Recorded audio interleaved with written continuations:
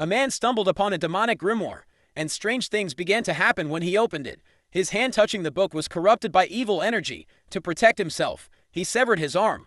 Unfortunately, the unexpected continued. A massive vortex formed in the forest outside, slowly pulling the car in. The man couldn't escape its power. 5 minutes later, he and the car dropped into a strange, new place. The man froze as he stood there, quite surprised. He was surrounded by knights in silver armor. He had somehow traveled back to ancient times. He explained to the king that he meant no harm at all. But the king, seeing the metal armor and the strange man, was filled with worry and fear. The royal advisor believed he was a messenger from heaven, but the king thought he was just more food for the Red Cardinal. Having just won a war and captured the cardinal, the king planned to execute him as a prisoner. However, the old royal advisor was still a bit uneasy, and, picking up an unfamiliar object from the ground, was unsure what to do. The men and prisoners were brought to the king's castle, where he planned to sacrifice them to a demon as food. The king slowly opened the desolate well that contained the demon, and then pushed the men in. The man felt a primal fear in the well, when suddenly a demon burst out and pummeled him. Men were no match for the demon. Adding to the crisis, the king quickly ordered the barbed wire gates shut tight. At that critical moment, the old royal advisor threw down a hand saw for him. The man leaped up and thrust his severed arm into the soul. The demon charged at the man again. He swung the post saw, cleaving the demon cleanly in two. The wire fence closed in, and the man ran frantically around, only for another demon to suddenly emerge from the wall. The man freed his belt, wrapping it tightly around the chain.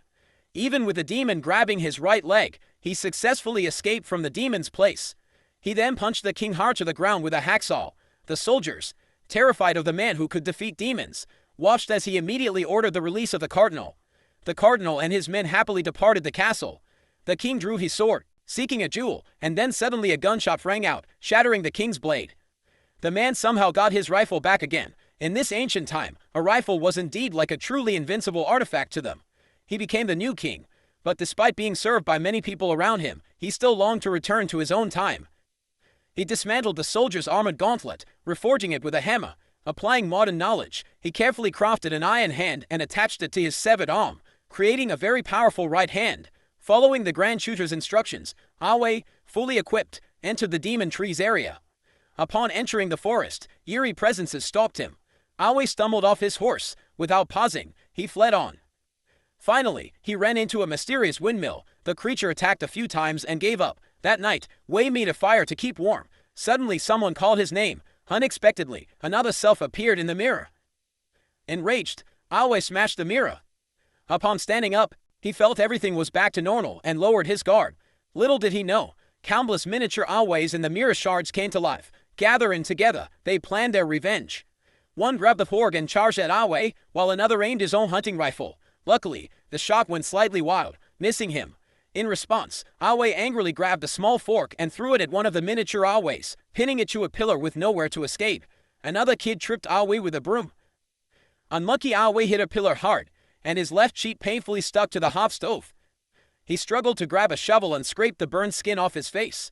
Now Awe is ridden mad, chasing a kid. Awe wanted to stomp on him. Awe then picked up a nail from the ground. When Awe wasn't paying attention, he stepped on it, screamed loudly, slipped, and fainted. When he opened his eyes again, he found himself tied to the ground by little Awe. The two little Awes in the air also dropped the copper coins, which went straight into Awe's mouth. After Awe broke free and stood up, he still couldn't get the little Awes out of his mouth. Enraged and desperate, he poured boiling water into his mouth, trying to kill them quickly. Suddenly, his shoulder itched terribly. He tore open his clothes and saw an eyeball appearing, growing bigger and bigger, soon sprouting 2 heads. 5 minutes later, 4 fullings had grown out. The 2 Awes were finally completely separated. The little Awe kept attacking Awe, and was finally killed by Awe with a hunting rifle. In the blink of an eye, Awe thumbed 3 demonic grimoires in the cemetery, unable to distinguish the genuine one. He opened one randomly, discovering it concealed a bottomless abyss. Pulled in by the abyss's gravity, Awe's arm stretched several meters before he was completely sucked into the codex. Luckily, the pool eventually faded completely, and he slowly emerged, and his face was quite strangely elongated. Very indeed. David rubbed his chin, shaking it vigorously a few times, eventually returning to his original form. David then intended to open the second codex, but the magic book bit him sharply, causing David to fling it away in pain. The book then returned to its original place. The third book must be a genuine grimoire. Ah Wei slowly raised the tome up. Instantly, lightning flashed brightly, the ground trembled violently, and tombstones flew high from the graveyard. Ah Wei fled in terror, only to be seized immediately by countless skeletal arms emerging suddenly from the earth.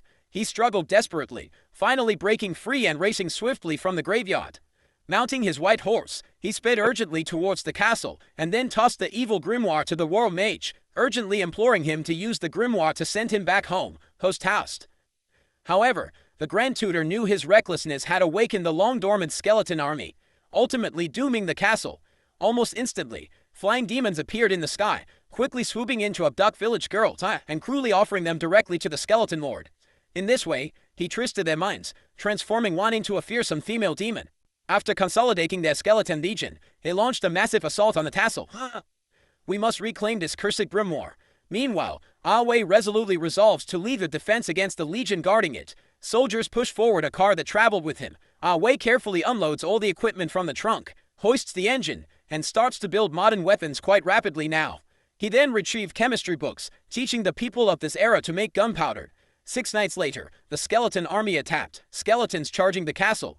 Ah Wei ordered the soldiers to fire homemade rockets, launching gunpowder-laden arrows at the skeleton horde.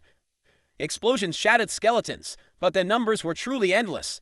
Finally, they rammed the gate with a siege engine. Then, Ah Wei, in his armored car, charged into the horde, gleefully cutting down enemies. But Dali suddenly appeared, blocking the path. Ah Wei slammed on the brakes, sending the armored vehicle careening into the bonfire and flipping over. Dali single-handedly destroyed the vehicle. He continued to stab Ah Wei with his spear, but Ah Wei kept him near the demon again. The army led by the cardinal in red robes, who Ah Wei had saved outside the city, arrived to help. They attacked from both sides, successfully routing the skeleton army. The skeleton leader quickly scaled the wall, and during the intense fight, Ah Wei accidentally dropped a torch, igniting explosives below. The leader swiftly kicked Ah Wei down as well. Ah Wei watched the fuse burning. Unexpectedly, the Skull Eater, holding the demonic codex, leaped onto the explosives. The leader had no idea of the explosive's power. Ah Wei retrieved the long sword and snatched back the evil spellbook in one move, then severed the catapult's ropes. The leader flew away with the dynamite, exploding into fragments in the sky. Based on the evil spellbook's recipes, the royal advisor concocted a potion for Ah Wei to travel from time. And so, Ah Wei finally returned to his own time as he wished.